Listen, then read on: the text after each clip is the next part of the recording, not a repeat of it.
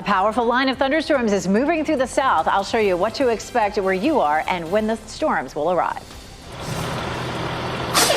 North Carolina Central Police just left a shooting behind me at a residence hall here on campus. Coming up, I'll tell you if anybody was hurt in that shooting.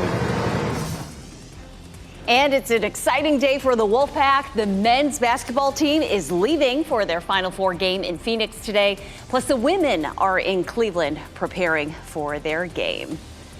Yes, their motto for the Final Four, they are the Party Crashers. And you are not crashing our party. We love that you're joining us now at 4:30. We have a lot to tell you. I'm Renee Chu. And I'm Jeff Hogan. Yeah, good to have you along here as we get our Wednesday started, a weather alert day here for what is on the way. Elizabeth Gardner in the WRAL Severe Weather Center.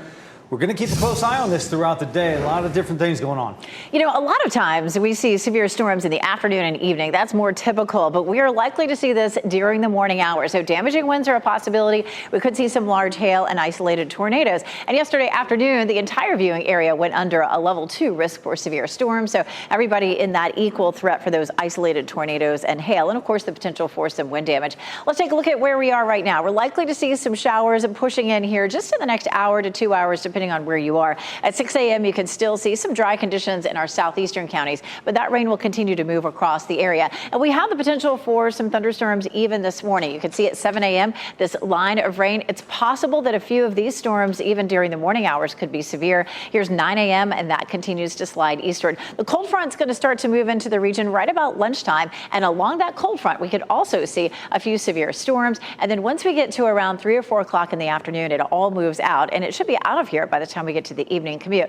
Even outside of the thunderstorms, it is going to be a windy day today, especially during the afternoon. We'll see winds gusting 30 miles per hour, maybe even up to 35 at some point. We take a live look at the gardens this morning. 71 degrees. It's a very warm start this morning. We have a southwest wind at 14, so already breezy for us. Our temperatures are ranging from the low 60s in South Hill to 71 in Raleigh and 70 in Southern Pine. So it's a very warm start for us. We'll see temperatures climbing into the mid 70s. Once we get past today, temperatures start to fall below normal. I'll show you what that looks like through the weekend coming up.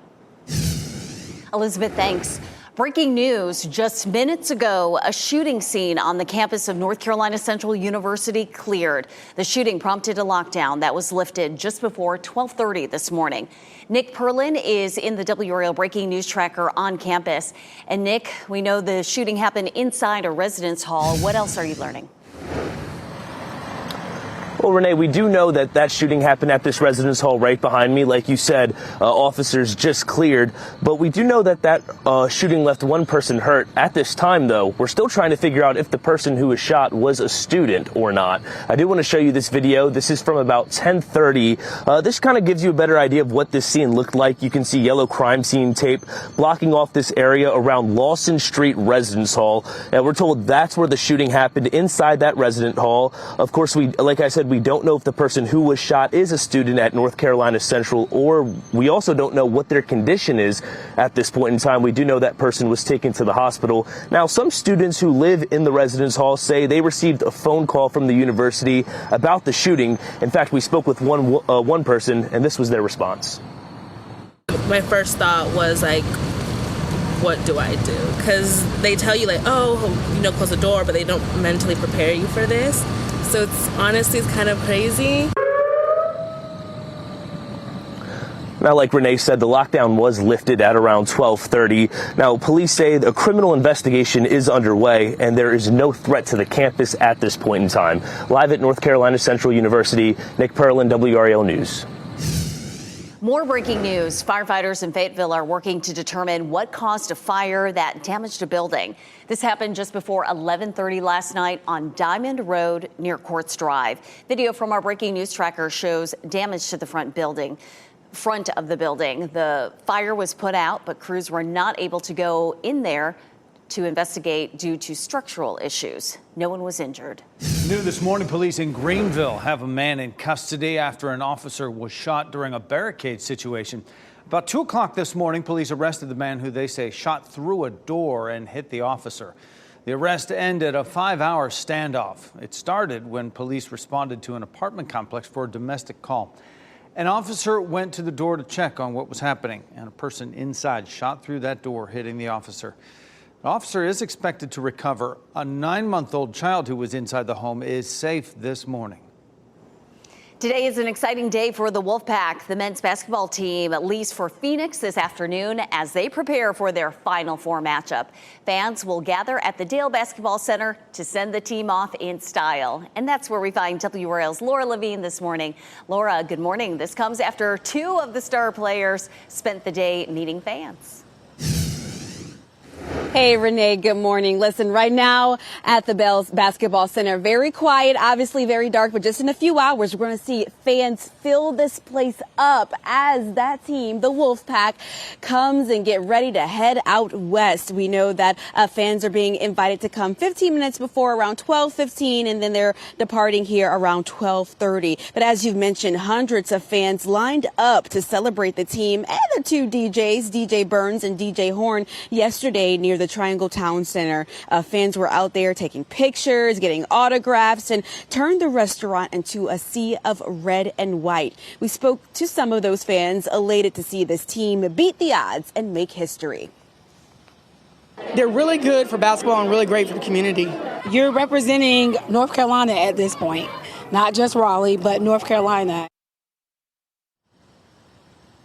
Absolutely. So again, the team leaving around 12:30 here from the Bells Basketball Center. Fans invited to come out around 12:15. Laura Levine, WRAL News. We're live in Raleigh.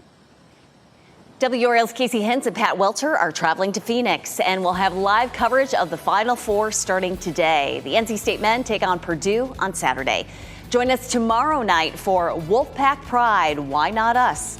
We'll have live reports, in-depth analysis, and how this moment has a triangle rallying around the pack. Coming up in 5 minutes, how the Wolfpack women are preparing for their Final Four game in Cleveland. WRAL is digging deeper into the case of a Fayetteville boy who's only recently been reported as missing for years. Only on WRAL, Blake Devin's aunt is sharing her concerns and the questions she hopes will get answered. Miranda Miller lives near Asheville. She says she last saw her brother's son Blake more than 10 years ago after he was placed in foster care. She says Blake was removed from the home of his biological parents. Last week, while Fayetteville police were handling a different case, Blake's family members said they hadn't seen him in years. His aunt told WRAL's Chris Lovingood she hopes Blake knows he is loved. If he could listen to this interview, whether it be online, wherever I end up putting it, what would you want to tell him? That I love him, and I'm sorry that I couldn't do more. He can always call me. I'll always be here waiting for him to come back home.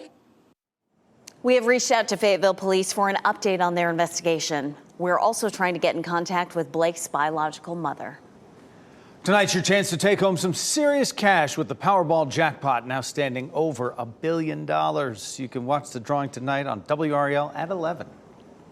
Coming up, tornadoes and strong winds move through the Midwest, leaving destruction behind. We're seeing new video this morning as people work to clean up. And a new prescription for depression was just cleared by the FDA. It's not what you think. We'll explain how a new app is intended to help people diagnosed with depression. And here's a live look at Franklinton this morning. Roads are dry, but that will soon change. It's a WRAL Weather Alert Day. Meteorologist Elizabeth Gardner timing out the impacts for us.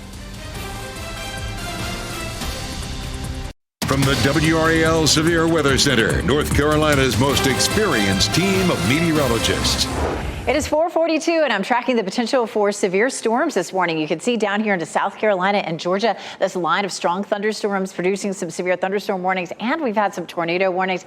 This system has a history of producing damaging tornadoes back across parts of the Midwest. And right now we're looking at some rain moving in to the Sand Hills and as far east as Durham. So the thunder and lightning is back here just to our west, but we are likely to see that pushing into our area in the next hour to 2 hours, depending on where you are. It is a WRAL Weather Alert Day. We have a level 2 risk for severe storms across our area. That means that we could see some isolated tornadoes, some hail, and some damaging wind. And that's likely to begin this morning. We'll take a live look at Sanford. Sanford's one of the early spots likely to start to see some of the rain. We'll continue to track it for you all through the morning.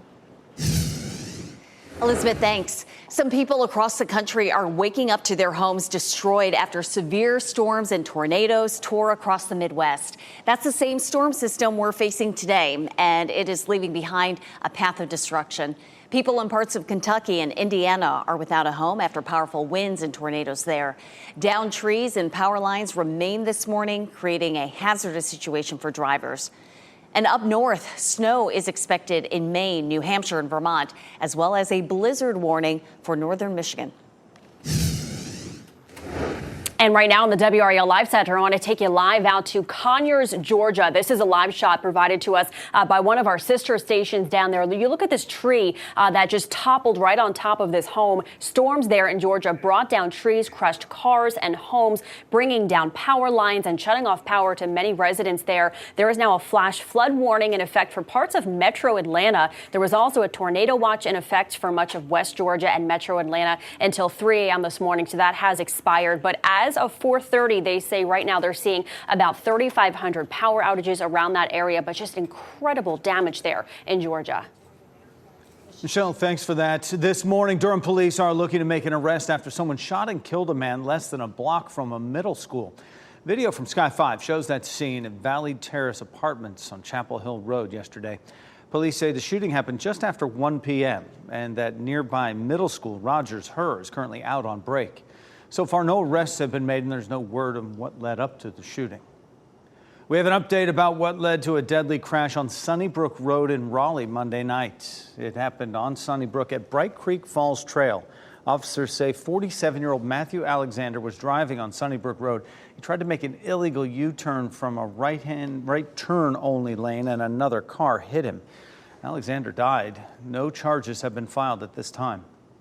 The Wolfpack women are in Cleveland preparing for their Final Four game against tough-seeded South Carolina. Fans gave them a grand send-off from campus yesterday afternoon.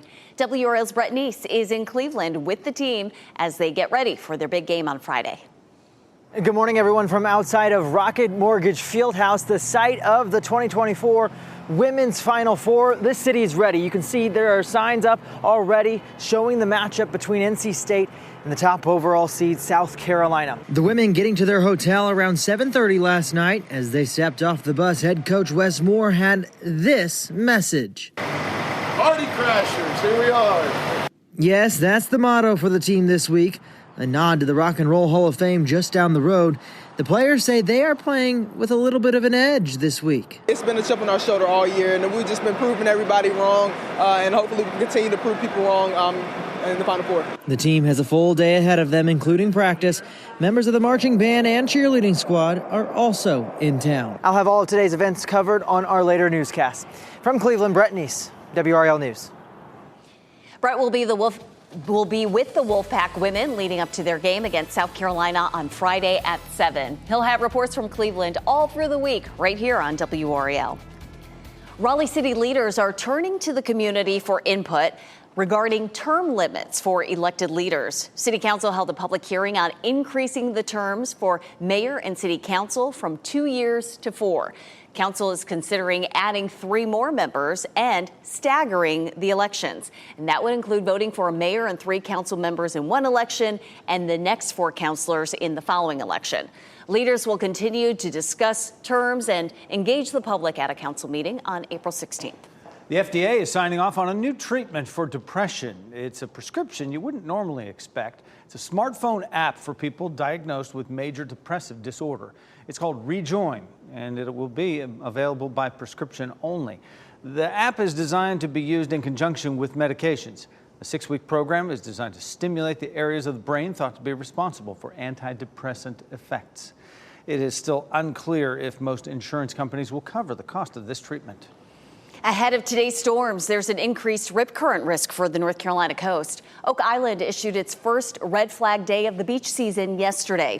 The strong winds create an increased risk for rip currents. They're dangerous because if you're in the water, they can pull you out to sea. If you find yourself in a rip current, make sure to swim parallel to the shore until you're no longer being pulled out. Well, before those storms get to the coast, they're going to move through us. Meteorologist Elizabeth Gardner in the WRAL Severe Weather Center. And what a storm system that is, as we see. Yeah, we've been talking about it. Of course, the news aspect of it is we saw so much destruction across parts of the Midwest yesterday and last night. And now this has moved into to the south. So South Carolina and Georgia, you can see this line of severe thunderstorms and some tornadoes that are popping up along that. The severe thunderstorms are the yellow boxes and the tornado warnings, the red boxes right there above Albany, Georgia. You can see that tornado warning in progress. We're beginning to see a little bit of lightning and thunder across our part of North Carolina. We'll zoom in a little more closely, and you can see back here into the Sand Hills. The lightning is just to the west of Moore County right now, but you can see some scattered showers here in the Sand Hills from, say, Siler City down towards Sanford, Carthage, Southern Pines. All of that will be pushing across the viewing area this morning, making for a messy commute, and with the potential that we would see some severe storms even this morning. Here's a look at Futurecast, and you can see this line of rain moving in between 6 and 7. We see this line setting up right here from South Hill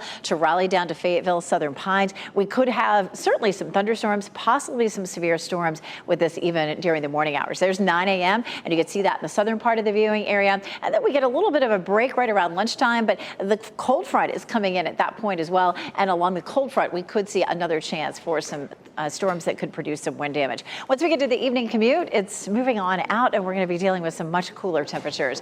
Our WRAL weather alert day for level 2 risk across the entire viewing area. So let's walk through what that means for us. The timing, the best chance for seeing severe storms is going to be between 9 a.m. and 3 p.m., but we are likely to see some storms ahead of that 9 a.m. window. Damaging winds, hail, and isolated tornadoes, and definitely a messy commute for us this morning. We take a live look at Pinehurst. The rain is falling there. You can see the lights there right in front of the clubhouse, and the sidewalks, the streets there are wet, so that rain is moving in. 71 degrees is our temperature in the Triangle, and our dew point's at 60, so it's very warm and sticky. Even before the thunderstorms arrive or after they move out, it's going to be a windy day. We have southwest winds right now at about 10 to 15, and we will see gusts later this afternoon, 25 to 30, so it's going to be a windy day for us today, too. Our temperatures range from 60 in South Hill to 70 in Southern Pines, looking at 71 in Durham. Temperatures will be in the 70s for this afternoon, 77 Raleigh, Durham, and Fayetteville. But after that, we see a big drop in our temperature, looking at low 60s Thursday, Friday, and Saturday, and some 30s for Saturday and Sunday morning. Right now, we're still looking good for the Dreamville Festival. However, we'll see sunny skies, high temperatures in the 60s. We'll take a closer look at some of the cooler weather headed our way coming up. Also coming up, when Florida police couldn't find a missing 3-year-old boy, they turned to a dog for help. How this police dog, Midnight, was able to find the little boy and the tasty reward he got for his good work. Plus, 2 adorable kittens are calling Greensboro their home. How you can help name these cute but mighty serval kittens.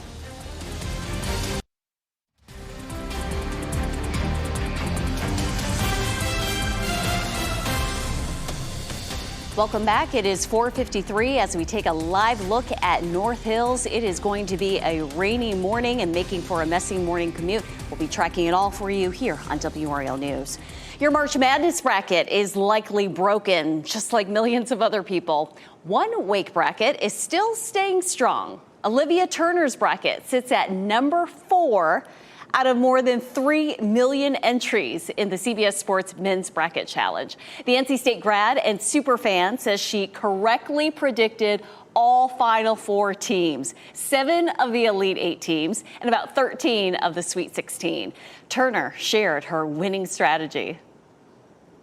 I just went through and I picked some upsets because it's March Madness. That's what happens. But in state, I mean, at first was an upset for everybody. Now I think it's just what they're doing at this point. But and then otherwise I just looked at, their stats. Amazing. She predicted the unpredictability. No surprise, Turner has NC State coming out on top as national champions, but getting the rest of the Final Four. Wow. That is pretty strong. Your big ideas for the future of downtown Fayetteville are wanted. The Cool Spring Downtown District is hosting a Big Ideas Forum this evening. They're inviting anyone from the community to come by and share your ideas and concerns about the future of downtown. It's happening today from 4 to 6 at the Arts Council of Fayetteville on Hay Street. A Florida police dog named Midnight is being celebrated after finding a missing 3-year-old. Midnight's handler says a sniff of the boy's blanket was all it took to get Midnight onto the case. He says Midnight dragged him through the woods for about 45 minutes to track the boy down. Midnight was rewarded with a burger and one of his favorite toys. Great work. The Greensboro Science Center needs your help naming 2 new unique kittens. The Science Center just welcomed 2 Serval kittens. They are native to sub-Saharan Africa. They are cute and mighty. 1 male and 1 female were born late last month. We're told both kittens and mom are doing well. You have until April 9th to cast your vote, and the names will be revealed on the 10th. Head to the Greensboro Science Center's Facebook page to vote. We need your help to turn the garden green this Friday from noon to 6:30 on WRAL. Come and visit the WRAL Azalea Gardens and wear your red to support the NC State men's and women's historic Final Four basketball journeys. The gardens are in full bloom, and there could even be some special surprises in store for those who show their Wolfpack pride. So stop by this Friday with your Pack family and help WRAL turn the gardens red.